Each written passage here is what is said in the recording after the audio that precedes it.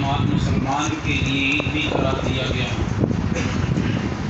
تمام دنوں کا سردار بھی قرار دیا گیا۔ امام الانبیاء آقا کائنات صلی اللہ علیہ وآلہ وسلم کی زیارت کا جو محدثین نے فرمایا کہ جو بھی امام الانبیاء سید کائنات سید امام الانبیاء کی زیارت کرنا چاہتا ہے وہ شب جمعہ کو درود پڑھتے ہوئے سو جائے، اللہ اسے مصطفیٰ کریم علیہ السلام کی زیارت نصیب فرمائے۔ اس حوالے سے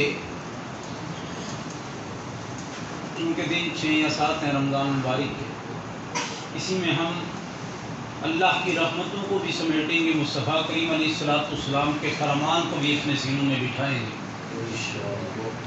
تو آج مختلف 2 بابوں سے 2 حدیث پاک لائی گئی ہیں۔ پہلی حدیث پاک وہ کتاب الرؤیا، خوابوں کی تعبیر اور خوابوں کے بارے میں۔ تو حضور علیہ السلام نے فرمایا خواب 3 قسم کے ہوتے ہیں۔ ایک خواب اچھا خواب ہوتا ہے اور وہ من جانب اللہ ہوتا ہے، اللہ کی طرف سے ہوتا ہے۔ دوسرا برا خواب ہوتا ہے، وہ شیطان کی طرف سے ہوتا ہے۔ اور تیسرا خواب بندے کے خیالات ہوتے ہیں، جو خیالات جتنے غالب اس پہ ہو جاتے ہیں رات وہی وہ خواب میں دیکھتا ہے۔ حضور علیہ السلام نے فرمایا قرب قیامت جتنا کوئی بندہ سچا ہوگا اتنے اس کے خواب سچے ہوں گے۔ اور شیطان جو برا خواب آتا ہے وہ شیطان کی جانب سے ہے۔ امام الانبیاء نے اس کی 2 تراکیب بتائیں۔ جو کوئی برا خواب دیکھے وہ اپنے بائیں طرف 3 مرتبہ تھوک دے اور اللہ سے اس کی پناہ طلب کرے اور بندوں سے اس کا ذکر نہ کرے۔ اور دوسرا کیا فرمایا، وہ اٹھے اور اللہ کی بارگاہ میں سجدہ ریز ہو جائے۔ رسول علیہ السلام آج کا جو میں حدیث پاک امام مسلم علیہ الرحمہ کتاب الرؤیا میں لائے ہیں، اس کے لانے والے جلیل القدر صحابی سیدنا ابی ہریرہ رضی اللہ تعالیٰ عنہ، اور میرے مطالعہ کے مطابق ابھی تک کوئی ایسا باب نہیں گزرا جس میں حدیث پاک لانے والوں میں شمار سیدنا ابی ہریرہ رضی اللہ تعالیٰ عنہ کا نہ ہوا ہو۔ آپ فرماتے ہیں کہ رسول اللہ صلی اللہ علیہ وآلہ وسلم نے فرمایا من رآنی فی المنام فقد رآنی، فرمایا جس کسی نے میری خواب میں زیارت کی، مجھے خواب میں دیکھا، فقد رآنی گویا کہ اس نے میں محمد کو حقیقت میں دیکھ لیا، اس نے میری زیارت کر لیا۔ اور آگے دوسری حدیث پاک جو امام ترمذی اپنی کتاب میں لائے، امام بخاری اپنی کتاب میں لائے، امام نسائی اپنی کتاب میں لائے، وہ کیا ہیں؟ فرمایا من رآنی فی المنام فقد رآ الحق، جس نے میں محمد کی ذات کو خواب میں دیکھ لیا گویا کہ اس نے سارے جہاں کے حق کو دیکھ لیا۔ سبحان اللہ۔ اور آگے کیا فرمایا؟ فإن الشیطان لا يتمثل بی، فرمایا جس نے خواب میں مجھے دیکھا گویا کہ اس نے حقیقت میں مجھے دیکھا۔ وجہ کیا ہے کہ بار بار شیطان تمہاری خواب میں آتا ہے، لیکن جب بھی میری زیارت کرو گے تو لا یتمثل الشیطان بی، تو شیطان میری کبھی مثل نہیں بن سکتا، کبھی میری مثل نہیں بن سکتا، میری شکل اختیار نہیں کر سکتا، اس کے پاس اتنی طاقت نہیں۔ اور دوسری حدیث پاک حضور علیہ السلام فرماتے ہیں من رآنی فی المنام فسیرانی فی الیقظۃ، امام الانبیاء نے فرمایا جس نے مجھے خواب میں دیکھا ان قریب مجھے میری زیارت بیداری میں بھی کرے گا، جاگتے ہوئے بھی زیارت کرے گا، آنکھوں کے سامنے مجھے پائے گا۔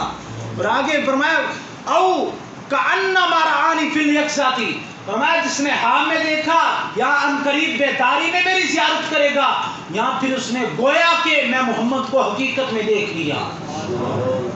وجہ کیا ہے؟ فرمایا لا یتمثل الشیطان بی، شیطان میری مثل میری صورت اختیار نہیں کر سکتا۔ یہ حضور علیہ السلام کا۔ اور دوسری حدیث پاک اس کو روایت کرنے والے سیدنا ابی ہریرہ رضی اللہ تعالیٰ، اور یہ حدیث پاک ذکر الہی، خوف الہی، حقوق اللہ کے بیان میں ہے۔ حقوق العباد بھی اس میں شامل ہے.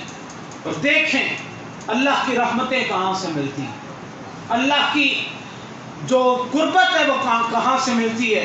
تو حضور علیہ الصلوۃ والسلام نے فرمایا من نفس عن مومن قربۃ من قرب الدنیا نفس اللہ عنہ قربۃ من قرب یوم القیامہ.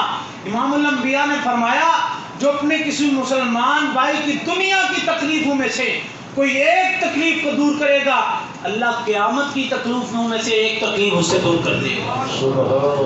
اور آگے ومن یسر علی موسر, اور جو کوئی اپنے مسلمان بھائی کے لیے, مسلمان بھائی کی آسانی کے لیے لگ جائے گا, تنگ دست کی آسانی کرے گا, یسر اللہ علیہ فی الدنیا والآخرہ, تو اللہ تعالیٰ دنیا و آخرت میں اس کے لیے آسانیاں پیدا فرما دے گا. ومن ستر مسلما سترہ اللہ فی الدنیا والآخرہ, اور جو کوئی اپنے مسلمان بھائی کی پردہ پوشی کرے گا, اس کے عیبوں گناہوں پہ پردہ ڈالے گا, اللہ تعالیٰ دنیا و آخرت میں اس کے عیبوں پہ پردہ ڈال دے گا. اور آگے امام الانبیاء نے فرمایا واللہ, اور اللہ کی قسم, فی عون العبد ما کان العبد فی عون اخیہ, اور میں جو کوئی اپنے بھائی کی آسانی میں, اپنی بھائی کی مدد میں لگ جائے گا تو اللہ تعالیٰ اس کی مدد فرمائے گا. ومن سلک طریقا, اور جو کوئی ایسے راستے پہ چلا, یلتمس فیہ علما, کہ وہ اس میں علم دین کو حاصل کرے, وہ اس میں علم نافع کو حاصل کرے, ایسے راستے پہ چلا, سخر اللہ لہ بہ طریقا الی الجنہ, تو اللہ تعالیٰ اس کے لیے وہ راستہ آسان کر دے گا, اور اس راستے کے ذریعے سے اللہ اسے مقام جنت عطا کرے گا. اور آگے وما اجتمع قوم فی بیت من بیوت اللہ, اور کوئی قوم کسی گھر میں جمع نہیں ہوتی سوائے اللہ کے گھر میں. جمع یعنی ایک بات پہ اتفاق ہو جانا. یتلون کتاب اللہ, اور وہ اللہ کے گھر میں بیٹھ کے اللہ کی آیتوں کی تلاوت کرتے ہیں. وَيَتَدَارَسُونَهُ بَيْنَهُمْ, اور آپس میں بیٹھ کے درس و تدریس کرتے ہیں, اچھی بات کو لوگوں تک پہنچانے کے ایک عزم کرتے ہیں, یہاں سے خیر کی توقعات کو لے کے اٹھتے ہیں. جب وہ بندے اللہ کے ذکر میں مشغول ہوتے ہیں, إِلَّا نَزَلَتْ عَلَيْهِ السَّكِينَةُ, تو اللہ تعالیٰ ان پہ سکون کو طاری فرما دیتا ہے, اطمینان کو طاری فرما دیتا ہے, اللہ ان کے دلوں کو سکون سے بھر دیتا ہے. اور آگے امام الانبیاء نے فرمایا وَشِيدُهُمُ الرَّحْمَةُ, تو اللہ کی رحمت ان کو ڈھانپ لیتی ہے جو اللہ کے ذکر میں لگے ہوتے ہیں. وَحَفَّتْهُمُ الْمَلَائِكَةُ, اور اللہ کے فرشتے ان کو گھیر لیتے ہیں. وَذَكَرَهُمُ اللَّهُ فِي مَنْ عِنْدَهُ, اور اللہ اس محفل کا, اس درس و تدریس کا جو اپنی قربت میں ملائکہ ہیں ان سے ذکر فرماتا ہے. وَمَنْ بَطَّ بِهِ عَمَلُهُ, اور جو اس عمل سے رک گیا, جو اس خیر کو پانے سے رک گیا, جو اس نیکی کو حاصل کرنے سے رک گیا, لَمْ يُصْرِحْ بِهِ نَسَبُهُ, اس کا نسب اس سے کبھی بلند نہیں کرے گا, اس کا نسب اسے کبھی عزت نہیں دے گا.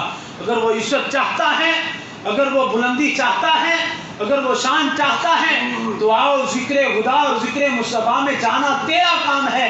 اللہ تیرے درجوں کو بلند فرما دے. اللہ تعالیٰ میری آج کی حاضری قبول فرمائے, اور حقیقت امام الانبیاء کے فرمان مطہرہ پہ عمل کرنے کی توفیق عطا فرمائے.